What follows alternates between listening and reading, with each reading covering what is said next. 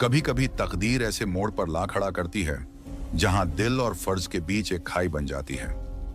राम लखन का दूसरा ब्याह तय हो चुका था, मगर सुमित्रा के दिल में एक अजीब सा तूफान उठ रहा था। उसने खुद अपने पति के लिए दूसरी दुल्हन लाने की मंजूरी दी थी, मगर क्या सच में वो इस सच को स्वीकार कर पाई थी? शादी की तैयारियां जोरों पर थीं, लेकिन एक ऐसी खबर आई जिसने सब कुछ बदल कर रख दिया। सुमित्रा इतनी सुंदर थी कि उसकी सुंदरता के चर्चे पूरे गांव में फैले हुए थे। एक दिन जब वह सब्जी लेकर अपने घर लौटी तो उसे पता चला कि उसका ब्याह पक्का हो गया है। वह केवल 19 वर्ष की थी। वैसे तो यह उम्र दुल्हन बनने की नहीं मानी जाती, लेकिन सुमित्रा के लिए यह उसकी मजबूरी थी। एक ओर मां की गरीबी और दूसरी ओर बचपन में ही पिता का साया सिर से उठ जाने की बेबसी। जिस लड़के से उसका ब्याह तय हुआ, उसके परिवार में 3 भाई और मां थी। लड़के के पिता नहीं थे, लेकिन उन्होंने अपने पीछे इतना कुछ छोड़ा था कि तीनों भाई बिना किसी परेशानी के अपनी जिंदगी आराम से गुजार सकते थे। घर में पीतल के बर्तनों का काम था, जिसे पहले लड़के के पिता संभालते थे, लेकिन उनके न रहने पर यह जिम्मेदारी अब राम लखन के कंधों पर आ गई थी। राम लखन वही था जिसका ब्याह सुमित्रा से होने वाला था। वह घर का बड़ा बेटा था, इसलिए पिता के निधन के बाद सारी जिम्मेदारियां उसी पर आ गई थीं। जब राम लखन के पिता मामूली सी बीमारी के चलते अपने भरे पूरे परिवार को अधूरा छोड़कर चल बसे, तब से उसकी मां का अपनी जिंदगी पर से भरोसा उठ गया था। उनकी एक ही ख्वाहिश थी कि वह अपनी बड़ी बहू का चेहरा देख लें और अपने पोते को गोद में खिलाते हुए दुनिया से विदा हो जाए। इसी कारण वह अपने बड़े बेटे का विवाह जल्दी से जल्दी कर देना चाहती थी। लड़का सुमित्रा से 8 साल बड़ा था, लेकिन सुमित्रा की मां को इससे कोई ऐतराज नहीं था। उन्हें पता था कि अच्छे रिश्ते बड़ी मुश्किल से मिलते हैं, और ऊपर से जब लड़की के सिर से बचपन में ही पिता का साया उठ गया हो तो यह सौभाग्य की बात थी। सुमित्रा की मां ने बड़ी मुश्किलों से उसे पाल पोस कर 19 वर्ष का किया था। भला हो उसकी पड़ोसन कमला का, जिसने उसकी बेटी का ब्याह बिना किसी दहेज के अपनी रिश्तेदारी में तय करवा दिया। कमला ने न केवल विवाह तय करवाया, बल्कि सारे खर्चे का भार भी अपने ऊपर लेकर सुमित्रा की मां को पूरी तरह निश्चिंत कर दिया। अब सुमित्रा की मां का एक ही सपना था कि वह जल्द से जल्द उसकी शादी करके उसकी जिंदगी को खुशियों से भर दे। आखिर वह दिन भी आ गया जब सुमित्रा का विवाह राम लखन से हो रहा था। विदाई के समय सुमित्रा अपनी मां से लिपटकर बहुत देर तक रोती रही। सुमित्रा ने बड़े अरमानों के साथ अपने नए घर में कदम रखा। सास अपनी सुंदर बहू को देखकर निहाल हुई जा रही थी। मुंह दिखाई की रस्म के बाद उन्होंने न जाने कितनी बार उसकी नजर उतारी होगी।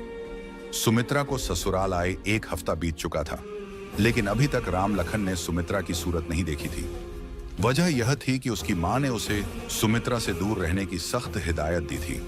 सास बहू को देखने की ललक में उसे अपने बेटे के लिए ब्याह तो लाई थी, लेकिन वह जानती थी कि सुमित्रा अभी गृहस्थ जीवन की शुरुआत करने के लिए परिपक्व नहीं थी। इसीलिए उन्होंने सुमित्रा को अपने पास ही अपने कमरे में रखा। राम लखन अपनी मां के इस फैसले से कभी कभी खींच जाया करता था। वह गुस्से में कहता, यह मां भी ना, जब सुमित्रा को हमसे दूर ही रखना था तो ब्याह क्यों करवाया, और करवाया भी तो इतनी छोटी लड़की क्यों? क्या उन्हें पहले से सुमित्रा की उम्र का पता नहीं था? चलो, दूर रखने का कारण समझ में आता है, लेकिन यह कैसी बात हुई कि अपनी ही बीवी की सूरत भी नहीं देख सकते। जब भी राम लखन सुमित्रा के घुंघरू की आवाज सुनता, उसका मन बेताब हो उठता कि वह एक झलक देख सके, लेकिन मां के सामने उसकी बेबसी उसे रोक देती। धीरे धीरे 1 महीना बीत गया, और इस दौरान सुमित्रा अपने परिवार के हर सदस्य के साथ घुल मिल चुकी थी, सिवाय अपने पति के। यह कितनी विचित्र बात थी कि जिसके लिए वह ब्याह कराई गई थी, उसी से कोई संबंध नहीं था। वह बस घूंघट डालकर उसकी थाली परोस देती थी, वह भी सास की मौजूदगी में। सुमित्रा के दोनों देवर उम्र में उससे बड़े थे, लेकिन उनके साथ वह एक मां की तरह पेश आती थी। दोनों देवर भी उसे मां का दर्जा देते और उसकी उतनी ही इज्जत करते जितनी अपनी मां की। सास तो पड़ोस और रिश्तेदारी में सुमित्रा की तारीफें करते नहीं थकती थी। वह दिल से कमला मौसी का धन्यवाद करती थी, जिनकी वजह से उन्हें सुमित्रा जैसी बहू मिली। सुमित्रा भी अपनी सास का ख्याल एक बेटी की तरह रखती थी। एक दिन राम लखन घर लौटा और मां को घर पर न पाकर भाइयों से पूछा। पता चला कि मां पड़ोस में सत्यनारायण भगवान की कथा सुनने गई हैं। राम लखन को तो जैसे मनचाही मुराद मिल गई। फिर क्या था, वह सीधा रसोई घर में पहुंच गया। सुमित्रा उसे देखकर घूंघट निकालने लगी। तभी राम लखन ने उसका हाथ पकड़ लिया। जैसे ही उसकी नजर सुमित्रा की सूरत पर पड़ी, वह कुछ पल के लिए अपनी पलकें झपकाना ही भूल गया। बड़ी मुश्किल से खुद को संभाल कर उसने कहा, दूसरों के मुंह से तुम्हारी जितनी तारीफ सुनी थी, तुम तो उससे भी ज्यादा सुंदर हो। बताओ भला, हमारी इतनी सुंदर दुल्हन को हमारी मां ने हमसे ही छुपा कर रखा है। इतना सुनकर सुमित्रा बस शर्मा कर रह जाती है। इतने में उसके कानों में मां की आवाज सुनाई पड़ती है। घबराकर राम लखन उससे मां को कुछ भी न बताने की गुजारिश करता है और जल्दी से रसोई घर से बाहर निकल जाता है। उसकी मां ने उसे बाहर निकलते देख लिया था, लेकिन उन्होंने न किसी से कुछ कहा और न ही कुछ जताया। बस मन ही मन एक फैसला कर लिया, सुमित्रा को 2 साल के लिए उसके पीहर भेजने का। दूसरे ही दिन सुमित्रा को उसके पीहर भेजने की तैयारियां शुरू हो गईं। जब राम लखन को यह बात पता चली तो उसे बिल्कुल भी अच्छा नहीं लगा। यह सब सुनकर उसका मन बहुत दुखी हो गया। भले ही वह सुमित्रा के नजदीक नहीं जा पाता था, लेकिन उसे घूंघट में ही सही देख तो लेता था। उसके आसपास सुमित्रा के होने का एहसास ही उसे जीने का सहारा देता था, लेकिन मां के आगे वह कुछ नहीं बोल सकता था। उसने मन ही मन सोचा, अगर मां का यही फैसला है तो ठीक है। राम लखन ने भारी दिल से सुमित्रा के जाने को स्वीकार कर लिया। जब सुमित्रा जा रही थी तो वह छिपकर उसे तब तक देखता रहा जब तक उसका भाई उसे लेकर उसकी आंखों से ओझल नहीं हो गया। सुमित्रा 2 साल के लिए अपने पीहर आ गई। सुमित्रा की मां अपनी बेटी के मुंह से ससुराल वालों की बढ़ाई सुनकर अपनी बेटी के भाग्य पर वारी जाती थी और उसकी नजर उतारने लगती थी। एक दिन सुमित्रा ने अपनी मां से कहा, मां, जानती हो जब हम आ रहे थे तो अम्मा बहुत रो रही थी। छुटके बबुआ भी रो रहे थे और बड़े बबुआ तो हमें लाने के लिए तैयार ही नहीं हो रहे थे। अम्मा ने बहुत समझाया, तब जाकर वे हमें यहाँ लाने को राजी हुए। ये कहते हुए सुमित्रा ससुराल से मिले अपने जेवर दिखाने लगी। सुमित्रा की माँ उसकी बातों को ध्यान से सुनती जाती और मुस्कुराते हुए बोली, हूँ। सुमित्रा बोली, जानती हो माँ, आते समय उन्होंने मुझे 100 रुपये भी दिए। कह रही थी, खुलकर खर्च करना, जरा भी कोताही मत करना। समय समय पर बबुआ के हाथ और रुपये भिजवाती रहेंगी। उसकी माँ बोली, इतनी समझदार और भली सास बहुत किस्मत से ही मिलती है सुम्मी। जरूर तेरे पूर्व जन्म के कोई पुण्य होंगे जो तुझे इतना अच्छा घर और परिवार मिला। सुमित्रा को पीहर आए 3 महीने हो गए थे, लेकिन ससुराल से कोई खबर नहीं आ रही थी। उसका मन उदास था और उसे ससुराल की बहुत याद आ रही थी। एक दिन जब वह अपनी माँ के साथ बैठी थी, तभी दरवाजे पर दस्तक हुई। माँ ने कहा, जा सुम्मी, जरा देख तो दरवाजे पर कौन है।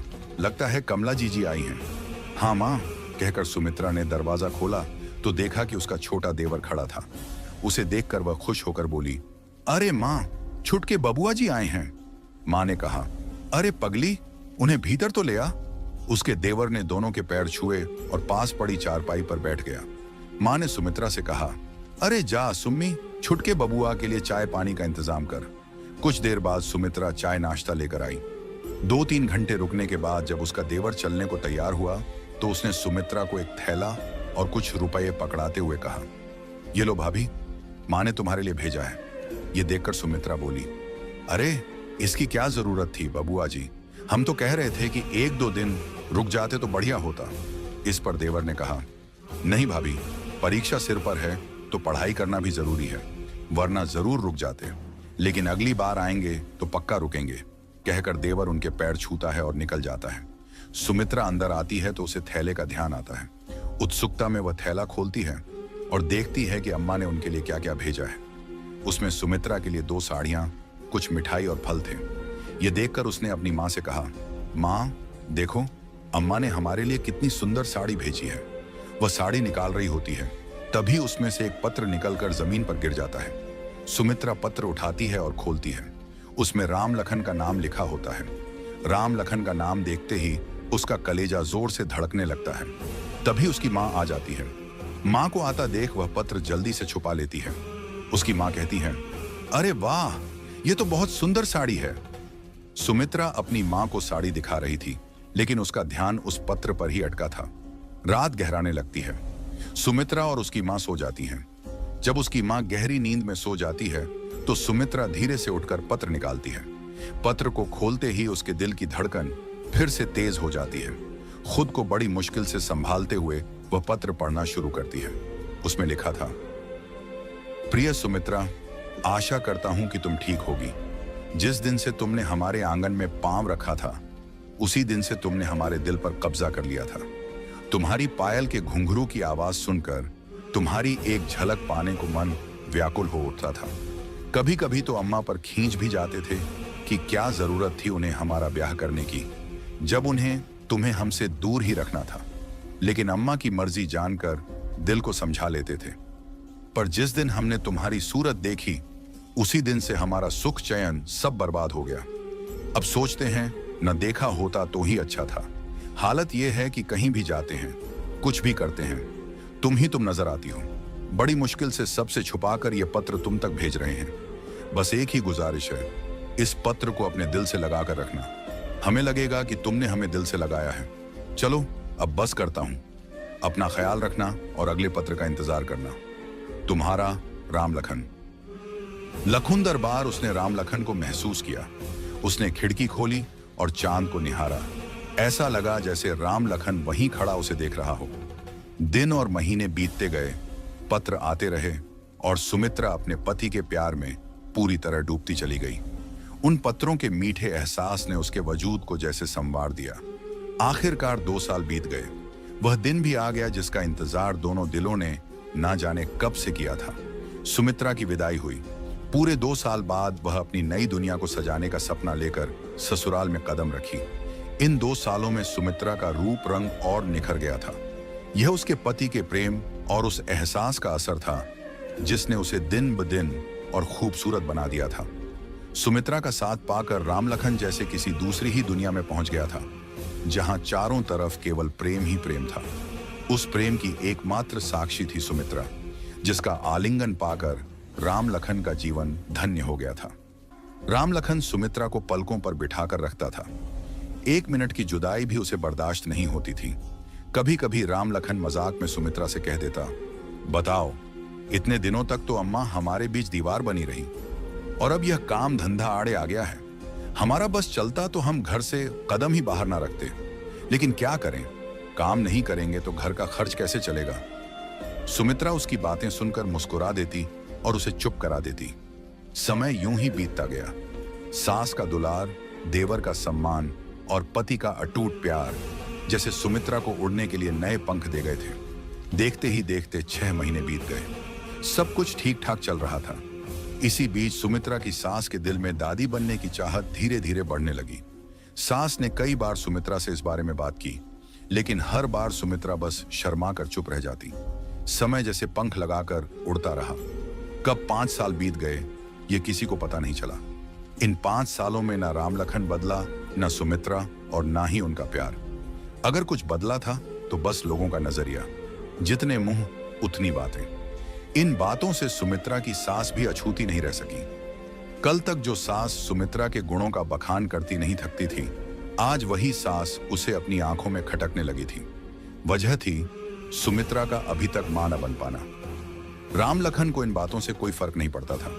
वह जानता था कि सुमित्रा अभी बहुत छोटी है और सब कुछ समय पर होगा। वह अपनी मां को भी यही समझाता, मां, उसकी उम्र ही क्या है, फालतू परेशान हो रही हो, सब सही वक्त पर होगा। लेकिन राम लखन की मां, जो अब पोता गोद में खिलाने के सपने देख रही थी, कुछ भी सुनने को तैयार नहीं थी। उनकी बेचैनी दिन ब दिन बढ़ती जा रही थी। मां के बहुत कहने पर राम लखन ने उसे डॉक्टर के पास ले जाने का निर्णय लिया। डॉक्टर ने सारा चेकअप करने के बाद कहा, देखिए, घबराने की कोई बात नहीं है, सब कुछ नॉर्मल है। कभी कभी ऐसा होता है कि लड़कियां मां बनने में थोड़ा समय लेती हैं। आप सुमित्रा को थोड़ा समय दीजिए, वह मां जरूर बनेगी। राम लखन की मां ने सोचा, चलो, जैसे इतने दिन इंतजार किया है, 1-2 साल और सही। और इस बीच ऐसा कोई उपाय नहीं बचा था जिसे राम लखन की मां ने ना आजमाया हो। ओझा पंडितों को दिखाना, मंदिर में जाकर मनौती मानना, हवन पूजन करवाना, यह सब करके उन्होंने देख लिया था, लेकिन कोई उपाय काम नहीं आ रहा था। धीरे धीरे 7 साल गुजर गए। अब तो सुमित्रा को भी यह लगने लगा था कि उसके भाग्य में मां बनने का सुख लिखा ही नहीं है। आसपास में राम लखन के दूसरे विवाह की चर्चा भी होने लगी थी। उसकी मां को भी यह बात सही लगने लगी थी और उन्होंने राम लखन की इच्छा के बिना उसका दूसरा विवाह तय कर दिया। लेकिन जब राम लखन को इसके बारे में पता चला तो उसने साफ तौर पर दूसरा विवाह करने से इनकार कर दिया। उसने मां से कहा, देखो अम्मा, आज तक हमने तुम्हारा हर कहना माना है, कभी भी पलटकर तुम्हें जवाब नहीं दिया, लेकिन यह करने के लिए ना कहो, हमसे इतना बड़ा पाप ना हो पाएगा। बेटे की यह बात सुनकर राम लखन की मां चौंकी और उसे चुपचाप देखने लगी। उन्हें राम लखन से ऐसे जवाब की बिल्कुल उम्मीद नहीं थी। वह सोचने लगी, कल तक जो लड़का हमारी हर मर्जी को अपनी मर्जी मानता था, आज अपनी पत्नी के प्रेम में इतना अंधा हो गया है कि उसे अपना अच्छा बुरा भी समझ में नहीं आ रहा है। अब बताओ, अगर बच्चा नहीं होगा तो उसका वंश कौन आगे बढ़ाएगा? मां सुमित्रा को समझाने के इरादे से उसके पास आई और बोली, बहू, हम जानते हैं कि तुम एक अच्छी बहू होने के साथ साथ एक अच्छी जीवन संगिनी और एक अच्छी भाभी भी हो। यह तो हमारा कोई पुण्य प्रताप ही होगा जो तुम हमारी बहू बनकर इस घर में आई। लेकिन शादी केवल पति पत्नी या सास बहू के रिश्ते तक सीमित नहीं होती। एक गृहस्थ जीवन तभी सार्थक माना जाता है जब एक औरत अपने पति को पिता बनने और अपने ससुराल को वंश आगे बढ़ाने का सुख दे सके। हम नहीं चाहते कि हमारे लखन को कोई बिना औलाद का कहे। वह तुमसे इतना प्रेम करता है कि तुम्हारी बात टाल नहीं सकता। हमारे लिए नहीं, लखन के लिए तुम उसे उसके दूसरे विवाह के लिए राजी कर लो। तुम्हारा बड़ा उपकार होगा हम पर। सुमित्रा बोली, मां, हम इनसे बात करेंगे। मां ने कहा, जीती रहो बहू, हम जानते थे कि तुम हमारी बात कभी नहीं टालोगी। चलो, अच्छा अब हम चलते हैं। सुमित्रा ने अपनी सास से यह कह तो दिया, लेकिन वह यह जानती थी कि जो उसकी सास ने इतनी आसानी से कह दिया, वह उसके लिए मौत को गले लगाने से कम नहीं था। उसकी आंखों से आंसुओं की धारा बहने लगी। वह कुछ समझ नहीं पा रही थी कि क्या करे क्या न करे। राम लखन के आने की आहट सुनकर वह रोना बंद कर अपने आंसू जल्दी जल्दी पोंछने लगी। लेकिन सुमित्रा राम लखन से अपने आंसू छिपा नहीं पाई। यह देखकर पति ने पूछा, सुमित्रा, क्या तुम रो रही हो? क्या हम जान सकते हैं कि तुम्हारी इन खूबसूरत आंखों में आंसुओं का सैलाब क्यों है? इस पर सुमित्रा बोली, यह आंसू नहीं, यह भाग्य की मार है जो आंसू बनकर हमारी आंखों से निकल रहे हैं। पति ने पूछा, क्यों, क्या हुआ तुम्हारे भाग्य को? कहीं ऐसा तो नहीं कि अनजाने में हमसे कोई भूल हो गई हो जिसका दोष तुम अपने भाग्य पर मढ़ रही हो? सुमित्रा बोली, नहीं, आपसे कोई भूल कैसे हो सकती है? लेकिन एक बात पूछूं? पति ने हैरान होकर कहा। पूछो, सुमित्रा ने कहा। आप मुझसे प्यार तो करते हैं ना? पति ने चौंक कर कहा। क्या इस बात के लिए भी तुम्हें हम पर शक है?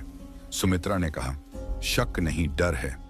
पति ने पूछा, कैसा डर? सुमित्रा ने कहा, अगर हम आपसे कुछ मांगे तो क्या आप इनकार करेंगे? पति ने मुस्कुराते हुए कहा, यह भी कोई कहने की बात है? हमारा सब कुछ तुम्हारा ही तो है। सुमित्रा बोली, नहीं, पहले आप वादा करो कि जो हम मांगेंगे आप देंगे। पति ने कहा, अगर हमारे बस में हुआ तो जरूर देंगे। सुमित्रा बोली, हम चाहते हैं कि आप दूसरा ब्याह कर लें।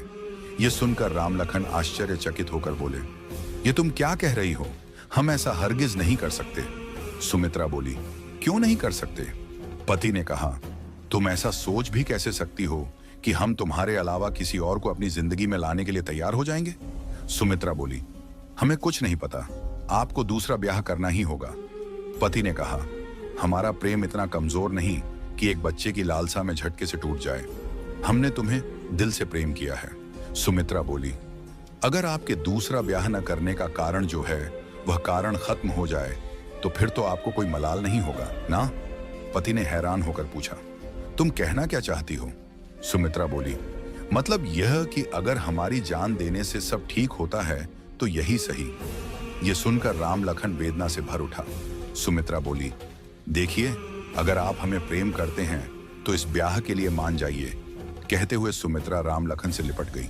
फिर पति ने कहा, ठीक है, अगर तुम्हारी यही मर्जी है तो हम दूसरा ब्याह करने के लिए तैयार हैं, लेकिन इतना बता देते हैं कि वह हमारे दिल में तुम्हारी जगह कभी नहीं ले पाएगी।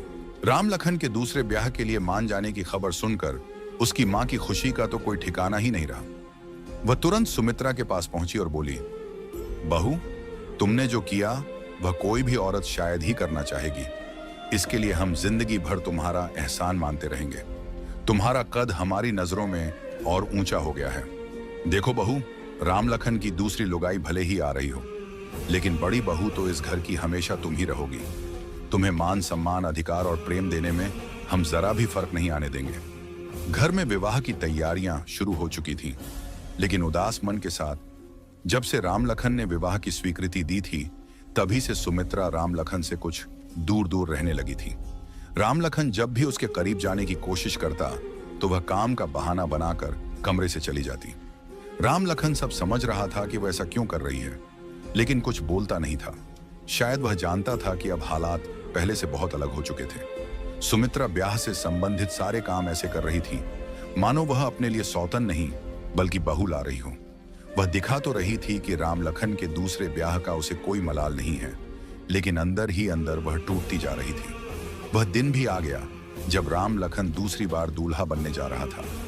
सुमित्रा से राम लखन का यह रूप शायद देखा नहीं जा रहा था, इसलिए सुबह से ही उसने खुद को अपने कमरे में बंद कर लिया था। उसकी सास उसके कमरे में आई और बोली, बहुत देर हो गई बहू, तुम यहाँ बैठी हो, हम तुम्हें कहाँ कहाँ नहीं ढूंढ रहे, चलो बाहर, औरतें तुम्हें पूछ रही हैं। सुमित्रा बोली, अम्मा तबीयत थोड़ी ठीक नहीं लग रही, इसलिए हम थोड़ा आराम करना चाहते हैं। कहते कहते सुमित्रा को चक्कर आ गया। यह देखकर उसकी सास बाहर आई और अपने छोटे बेटे को डॉक्टर बुलाने भेजा। सुमित्रा की तबीयत का हाल सुनकर राम लखन परेशान हो गया और सब कुछ छोड़ छाड़ कर भागा भागा सुमित्रा के पास आया। धीरे धीरे और लोग भी पहुंचने लगे। इतने में डॉक्टर आया, चेकअप करके बाहर निकला और बोला, देखिए घबराने वाली कोई बात नहीं है, ये पेट से है, इस हाल में ऐसा होना लाजमी है। डॉक्टर के मुंह से यह बात सुनकर राम लखन चौंक गया और बोला, क्या कह रहे हैं डॉक्टर साहब, एक बार फिर बोलिए। डॉक्टर बोला, जी आपकी पत्नी मां बनने वाली हैं। सुमित्रा के मां बनने की खबर सुनकर राम लखन खुशी से पागल हो गया और कहने लगा, सुन रही हो अम्मा, हमारी सुम्मी मां बनने वाली है, बधाई हो, तुम दादी बनने जा रही हो, आखिरकार भगवान ने तुम्हारी सुन ही ली। तभी वहां खड़ी कमला बोली, जी जी, अब जिस वजह से लखन का दूसरा विवाह हो रहा था, जब वह वजह ही खत्म हो गई तो अब हमें बारात रोक देनी चाहिए और लड़की वालों को सच सच बता देना चाहिए। इस पर सुमित्रा की सास बोली, नहीं जी जी, बारात जाएगी और बहू भी आएगी। अगर मौके पर हम ब्याह से इनकार कर देंगे तो लड़की के माँ बाप पर क्या बीतेगा, दाग लग जाएगा लड़की पर बारात ना आने का। लोग तरह तरह की बातें बनाएंगे, फिर उससे ब्याह कौन करेगा। ब्याह तो किसी भी कीमत पर होकर ही रहेगा, और वह भी आज ही के शुभ मुहूर्त पर। बारात जाती है, ब्याह होता है, बहू भी आती है, लेकिन सुमित्रा की सौतन बनकर नहीं बल्कि उसकी देवरानी बनकर। सुमित्रा दरवाजे पर खड़ी होकर खुद उसकी आरती उतार कर उसे भीतर लाती है। भगवान की कृपा से घर की दूसरी बहू भी सुमित्रा जैसी ही निकली और बहुत जल्द ही उसने अपने व्यवहार से पूरे परिवार का मन मोह लिया, खासकर सुमित्रा का। सुमित्रा खुश थी कि देवरानी के रूप में उसे एक छोटी बहन मिल गई। दोनों में बड़ा प्रेम था। एक बार फिर खुशियों ने सुमित्रा के जीवन को निहाल कर दिया था। खूबसूरत दिन जल्दी बीतते हैं और 9 महीने भी बीत जाते हैं। सुमित्रा एक प्यारे से बेटे को जन्म देती है। अम्मा यह समाचार सुनकर रोने लगती हैं। रामलखन कहता है, अम्मा तू रो रही है। अम्मा बोली, अरे पगले, ये तो दादी बनने की खुशी के आंसू हैं। अम्मा पोते को अपनी गोदी में लेती हैं और बोलती हैं, अब इसकी देखभाल की सारी जिम्मेदारी मेरी, और पोते को चूमने लगती हैं। बेटे के जन्म से जो संपूर्णता उनके जीवन में आ गई थी, उससे सुमित्रा और रामलखन बहुत खुश थे।